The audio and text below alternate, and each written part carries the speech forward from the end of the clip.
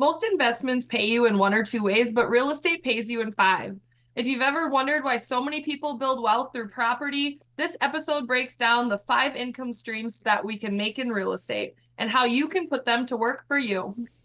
Yeah, I think sometimes investors focus on one of two things, right? I think they either flow on cash flow or they focus on appreciation.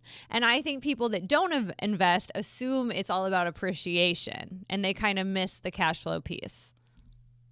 Yeah, and I think cash flow is one way that you can make money when you sleep. So that's actually income stream number one. So let's talk about it, Danille. Yeah, so what is cash flow? Because I was just telling you before we hopped on that I have a client that I'm working with, and she is very, I think I'm cash flowing a little bit, right? And whenever somebody says that and they don't really know their numbers, I always think they're probably not cash flowing at all. Yeah, I think so too. And one thing that I wanted to ask you is when you have an investor or even you yourself, do you factor in or question, how do I say this? When you put money down, do you factor a return on your money that you put down? I don't for myself, but I do for other people. And the reason I don't for myself is because for me, it's a long-term strategy and I'm not going to invest in anything else. Like I don't want to put money into the stock market. I don't feel comfortable putting it into crypto. I'm not going to just leave it in my savings account. So for me, and my strategy is weird too, because I like to pay off my properties. And so, a lot of people would say, don't do that. I know they would. And honestly, if I look back through the years, I would have done better if I hadn't. But unlike my husband, I just don't love debt. Like for me, it's more of like a retirement plan. I'm not looking at what I'm making necessarily today, but I'm looking, once these are paid off into my retirement, what is that picture going to look like? But for my clients, it depends as well. So I have some clients that are just like me that just want to put money down. They'll pay cash for a whole property, right? Because they're making good money and they don't know what to do with it. And then I have other clients that are very much like, I'm getting this return in the stock market. How much do I have to put down and what's the return on my money? And if it doesn't make sense, then I don't want to do it. And that's okay too. I actually think they're both really good strategies depending on if you're going to actually invest your money elsewhere or if you're just going to let it sit in a savings account. I think that's a fair point because that's a question that I often wonder is, do you, calculate your return on that or not? So it's interesting to hear how other people do it. And I like your feedback on that and your thought process behind it. But I will tell you, so Ken had me do something interesting about a year ago. I have a property that has a 2.8% mortgage and it's a condo. And then I had another property that was almost fully paid off that's a condo. And I was thinking because I have I have more expenses on the one than the other, that the one was a better return. However, if you look at the money that I had invested in the condo that was fully paid off versus the condo that was not paid off, but I had a 2.8% mortgage, my return was way better because I wanted to sell one of those condos. And I was actually leaning towards selling the one that had a mortgage on it. But then when I did calculate how much cash in the, was sitting in the one that was paid off and my return wasn't really that much better, I did realize that that's when for me cash on cash was important because it was like, okay, it actually makes sense to sell the fully paid off one and reinvest that into a property that cash flows better because the return is not as good as on this other one. And so that it surprised me like a lot that the return, because I just didn't have as much money put into the other one, real money. Like I had a loan, but not real money. Yeah. And I'm not going to lie, after that episode, or I remember you guys talking about that, I did my homework on all my properties and I'm like, figuring out what's my cash on cash return on like everything. And so it was a little bit different because ones that you think, might be better, maybe didn't fare as good using that metric. So it is interesting. Like cash flow is obviously one huge way that real estate pays you, but your cash on cash, return is good to know too. Well, and I think HOA really affects that. Like I just had a client where her HOA, so her property was worth about $350,000, but her HOA was $850 and she had two $10,000 assessments, one each year of the past 2 years. And I said to her, listen, I know you're cash flowing because it was paid off and the rents were decent in this building. So she was cash flowing, but barely. And I said, but your return's not good. So what she ended up doing was we 1031'd it into a $500,000 patio home with a very low HOA, like $150 a month. And because of that, she now has $150,000 in debt that she did not have before. However, her return on the cash that she has is so much better than it was because of these assessments and this HOA fee. And that's actually where I am with my condo. So I sold the one. I'm going to be listing the other one next year. And the reason is because the HOA fee is affecting my cash flow so much. Yeah. So then you're looking to trade, like you say, like the same thing she did to a single family home or something with a lesser HOA. Yeah, exactly. I want to put it into a single family home, actually with no HOA in this area. I'm looking in Phoenix. And once again, I am going to take on a bigger mortgage, but my cash on cash is going to be better because of the no HOA fee. That's awesome. One thing that I get asked a lot of is the 1% rule really a thing? And so I don't know if that's in your area, if that's a question, but I do get asked that a lot. What's your take? I don't think so anymore. Like, I think it used to be, but now it's just, it's tough enough to find cash flowing deals, let alone like the 1% rule. What do you think? Yeah. I'm seeing in my market, like 1% is a good litmus test. Like, quick back of the napkin math. If it's 1% or more, then it maybe warrants further looking into it. If it doesn't meet the 1% rule, it's pretty easy to cross off the list unless there's some hidden thing or something you can change about the property, like adding a bedroom or two, a lot more easily. Like, you don't want to totally write it off, but it is a good, I guess, just throw a dart at the board. If it does meet the 1% rule, it probably merits a little more research. Yeah, no, that's great. And, with Arizona, well, before we get into appreciation, let's talk about cash flow killers, because I do think the 1% rule relates to Arizona's appreciation, but the cash flow killers are interesting. And the reason that I said that if somebody says they think that they cash flow, but they don't a little bit, the word a little bit, but they don't know their numbers, these things are why I think they don't actually cash flow, because a lot of people don't calculate certain things that will kill your cash flow. Yeah, I think one of the cash flow killers is vacancy. Yes, if it's rented out 100% or, for the month, you get it. But if you're not factoring in even a couple of weeks of vacancy or, putting into your account little things for major repairs down the road, you have to budget for capital improvements. You have to budget for all of these different expenses that it takes to hold real estate. So if you're not having that in your budget and you're just looking at, okay, this month I made $50, that's not true cash flow. Right, exactly. And that's really the things that kind of come up that people don't account for. They don't account for vacancy. They don't account for large repairs. They don't account for small repairs. I mean, I had a washing machine go out last month. Okay, that was $600, like, so if you're telling me you barely cash, and that's why you have to really know and understand your numbers. And when people tell me that they're barely cash flowing and they don't have like a full spread of what that looks like, it's kind of off the top of their head what they think, then I just don't think that they are. And I think people get very I think that's why when people buy something that's not cash flowing, and I've done this on one deal, I bought something that did not cash flow, but it was only negative a couple $100, but then rents went down and my HOA went up. So now I'm negative 500, or actually almost 800 a month. However, at least I have the money to cover it, but I will tell you that, when you have to fix things, it sucks pulling it out of your checking account and not your business account because there's no money in there, right? So like I had to re-roll the roof last year. It was $3,000. I had to write a check for that, right? So I think what people do when their cash flow is too tight and they're not cash flowing is when a broken dryer or washer comes up or something and they have to write a check for $600, it really puts a bad taste in their mouth because they didn't account for it. Yeah.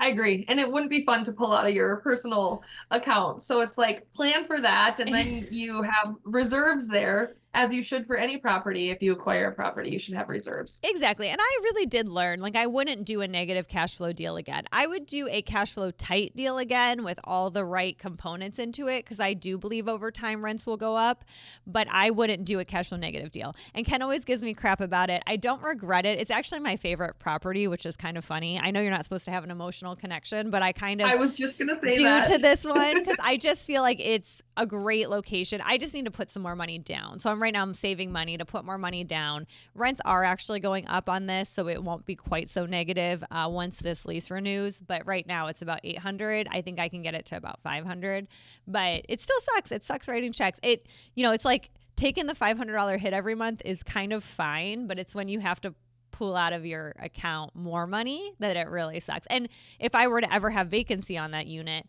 that would be huge, because now there's no money in that account. So every month I'm writing a check for, $4,000 almost, right?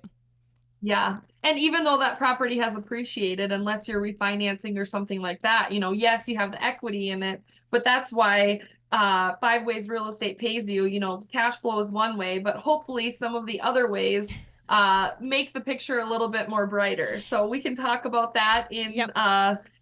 Income stream number 2, appreciation. Yeah, absolutely. And I think a lot of homeowners have this, right? Because they buy something and their equity is in their home. It's now worth more than they've bought it for. So appreciation is another way that real estate is going to, pay you, right? But you can't bank on appreciation, because appreciation is one of those things that a lot of people, they buy something and they just hope it goes up. And that's not always the case. And even right now, from a couple years ago in Phoenix, we're a little bit softer, right? We're not dramatically softer, but if you bought something 2 years ago and you try to sell it for the same price today, you may or may not be able to, and you might have to come out of pocket a little. And so you shouldn't. This is like I always say appreciation is like the icing on the cake. Like the cash flow is what you're baking with, and the icing on the cake is just the appreciation. If you get it, that's amazing. And if you don't get it, that's okay. I agree. I think appreciation is like the cherry on top, or like the frosting, like Yeah. you said. But it's good to notice, or kind of, it's a longer term. So if you're looking at appreciation, you're not really going to bank on anything, in year 1 or year 2. But if you're looking on a 5 or 10 year horizon, historically, real estate has produced really great returns. So if you factor that into, okay, if I plan to hold this property for 10 years, what might that look like? Even if you project conservatively, you're going to be like, okay, this is great. Now pair that with cash flow and some of the other ways that real estate pays you. Look at the big picture. It's a good thing. Yeah, and the thing with appreciation is, I agree with you. I think people get lost in you have to be able to afford the month to month, right? Because you have to be able to hold the property for it to appreciate and not get in a bind and have to sell it for a loss. Because that's typically why people sell for a loss. They get in a bind. They can't keep up with the monthly, right? So you have to do that. But then on top of everything else, you really have to be focusing on, holding it for 10 years. So I had a buyer that approached me a few months ago, and she wanted to buy a home, and she was planning on living there for 2 years. And I said, and didn't want to rent it after. And I said, I don't actually think you should buy, because there's a chance you could lose money. And she's like, no, 2 years, but you don't know where you're at in the market cycle. So people freak out when homes go down. A lot of buyers I work with, they're afraid that they're going to buy something and it's going to go down in value. And that can happen, because it can always happen, right? But if you hold something for 10 years, historically, even from 2000 to 2010, and again from 2010 to 2020, all during the Great Recession, home buyers made money. Like if you bought in 2000 and sold in 2010, you were up. If you bought in 2010 and sold in 2020, you were up. But if you bought in 2010 and you sold in 2012, you were down, okay? Or if you bought in 08 and sold in 2010. So you have to be able to hold it. That's why, we don't freak out if the market goes down. Like it's not about the appreciation. It's about the cash flow, right? But I just see buyers sometimes where they're like, yeah, I'm going to hold this for like 3-4 years. And it's like, I mean, that might work out and you might be able to do it. But if you're not willing to hold it for 7 or 10, then you really need to think if you really should be doing it. Yeah, I agree. And I think it's a good point that you bring up about, the incremental markets, with holding for 2 years or 5 years versus 10. And I think all markets are different. Talk to your local agent. Some markets see more volatility than others. But at the end of the day, appreciation is a bonus. And if your property or estimated value, you get your tax statement in the mail from the county and your value goes down, don't freak out. Like that's just one person's thought about the value. And if it does go down, do we really care? I mean, if you're living there and or you're renting it out and it's cash flowing and you can afford that payment and it's producing you income every month, then why do you care if the value goes down, a couple $1,000 when at the end of the day your tenant is still paying off your mortgage, or if it's your primary residence and your payment's still really affordable compared to renting somewhere else. It's okay. Yeah, and it's funny too because so I bought this home that's negative for $600,000, right? And it's probably worth about that. It might be worth slightly more than that. Let's just say 625, right? But it's really worth about the same price. But in the 3 years that I've owned it, you can't forget that I have made, let's do some math. Like 36 grand a year in rent. So I've made almost $100,000 in rent money, and you can't discount that, right? Because it's like it's not just, it might not be cash flowing, but if I would have waited, then that's going to be basically $100,000 less money, and it's not down at all. And even if it was, it's not down $100,000. So you kind of have to bake that in a little bit, that your tenants are paying down your mortgage. It's not just whether or not it's appreciating.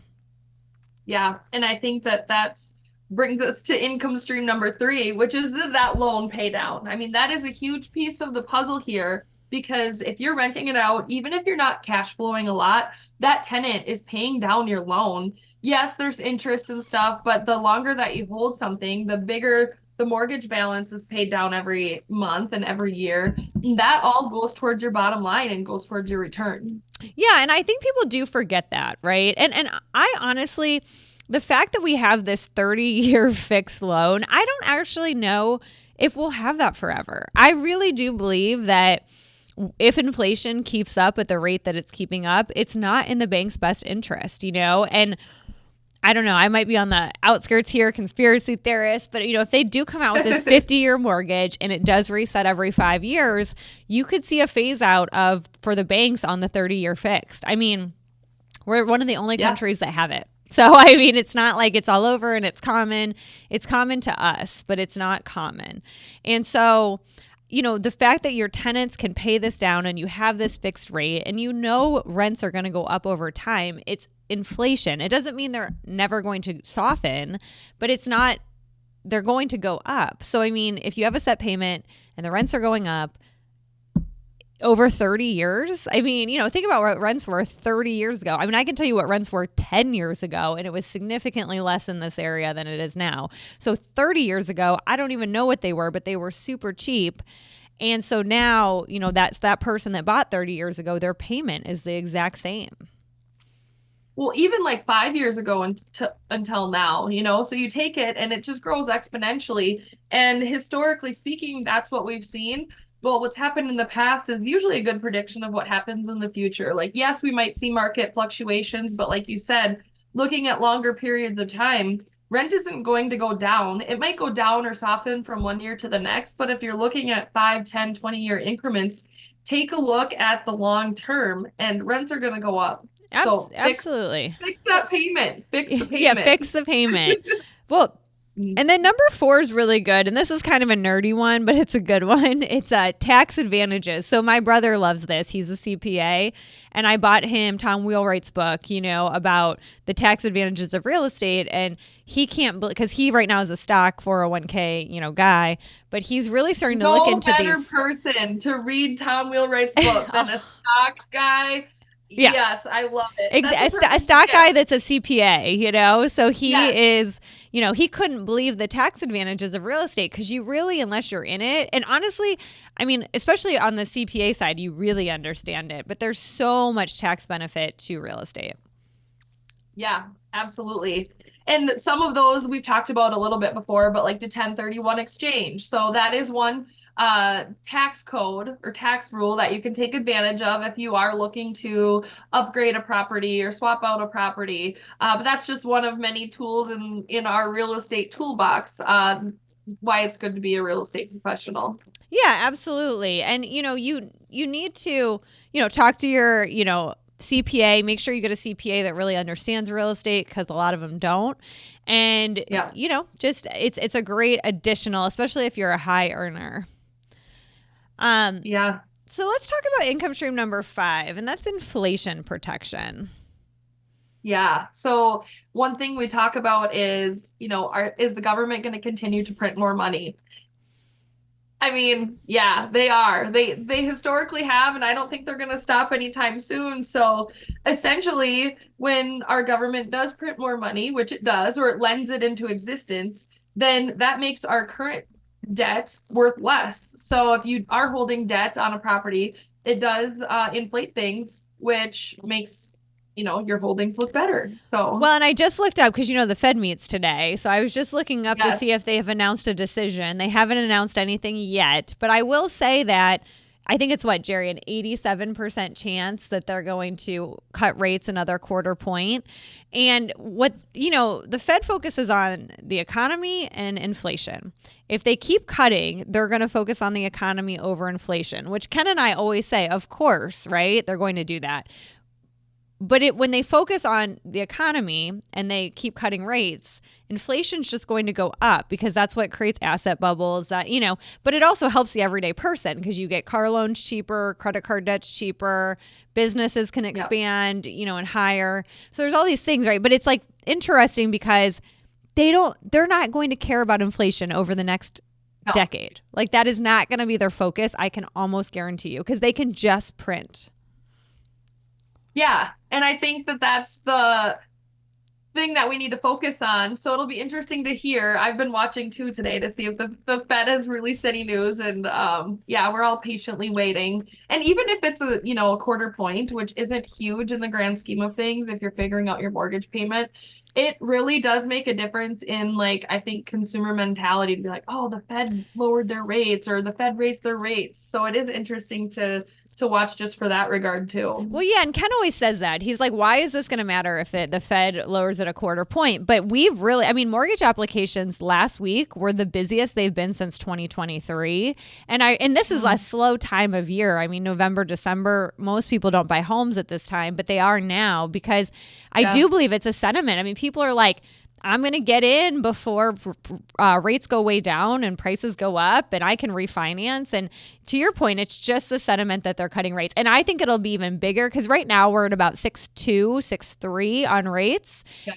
If they cut rates a quarter point and we get below 5, in the 5s, I think that's going to spur even more because everyone have been waiting for a 5%. So if it's 5.9, people are, oh my God, this is great. It's that 6 in front of it is creating some hesitancy, but even though it doesn't really save you much money.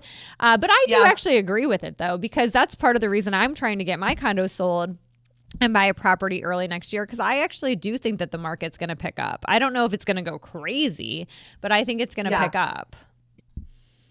Yeah, and I think I've been seeing that in my local market is more buyers are entering the market. And in Minnesota in December and November, it's snowy, it's cold, it's icy. Schools got let out early yesterday and we're still seeing an uptick in, buyers. Yeah. It's abnormally busy for this time of year. It's still not June, July busy, our busy season, but it's abnormally busy for our winter months, which is a good thing. And I think that that's a indicator of what we'll be seeing come spring. Yeah, and it's interesting because our busy season is spring. That's our summer here in the Valley. But this spring was so dead. I mean, we were completely dead until August. During that first rate cut is when people started coming out of the woodwork. And ever since then, it's been picking up. To your point, it's still busy right now, which is very unusual for the holidays. But I do think that it's more of a sentiment than it is, real math. But there's a lot of there's a lot of demand. Buyers are on the sidelines. And so these rate cuts are just bringing them out. It's not like we don't have a demand for buyers. And I know a lot of people think that buyers can't afford the market right now, but that's Not what Yeah. I'm seeing on my end. I'm seeing people that can afford it, but they're waiting, and then they're starting to pull off the sidelines. Well, and then if more buyers are entering the market, which it sounds like you've been seeing that too, then what does that do to asset prices? I mean, it doesn't make them go down. So, Well, and what's interesting is during the spring, I was seeing so you can't see concessions as if you're looking at Zillow, right? So a lot of buyers don't know this, but on our back end on the MLS, we can see concessions. So we were seeing like 3% up to even sometimes 5% concessions back in like April, May, June.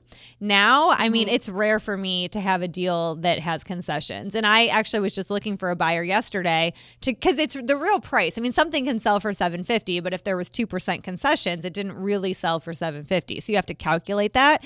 And I pulled a bunch of deals for him because I was trying to price out a price, and I pulled like 8 deals, no concessions. You wouldn't have seen that. In April, they all had 2, 3, 5% concessions, all of them.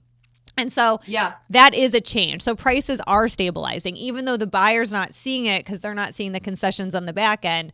At least in my market, that's kind of what, I'm seeing. I agree. Even though we're in 2 totally different markets, I think our markets are mirroring yours in that regard. There's not as much inspection requests or seller concessions or, different things that make that net sale price go down. We're just not seeing it. Yep, exactly. And, and I like that we put together, this topic, because I think that when people are looking at real estate, they just really need to be digging into all these different ways you can make money on it. And it really is a long-term investment. And that's what I think you have to wrap your head around, is that, yeah, you might only be cash flowing $300 a month, but what will you be cash flowing in 10 years? And yeah, the appreciation year to year might be lower or very insignificant, but how about in 10 years? How about in 20 years? How about when you retire? What is that going to look like? Yeah, so I think time is a huge piece of this, and real wealth is built over time through real estate is the vehicle. Short term is great, short-term cash flow is great, but you just add it up incrementally year over year, and you're looking at big things 5, 10, 15 years down the road. So don't just sit on the couch and hope and pray. Actually get out there and take action. And if you need any information, reach out to Danille or I. We both can help you no matter where you're located. It doesn't matter. Just send us and we'd love to talk with you. Yeah, and our information is below. Thanks, guys, and we'll see you next week. Thank you.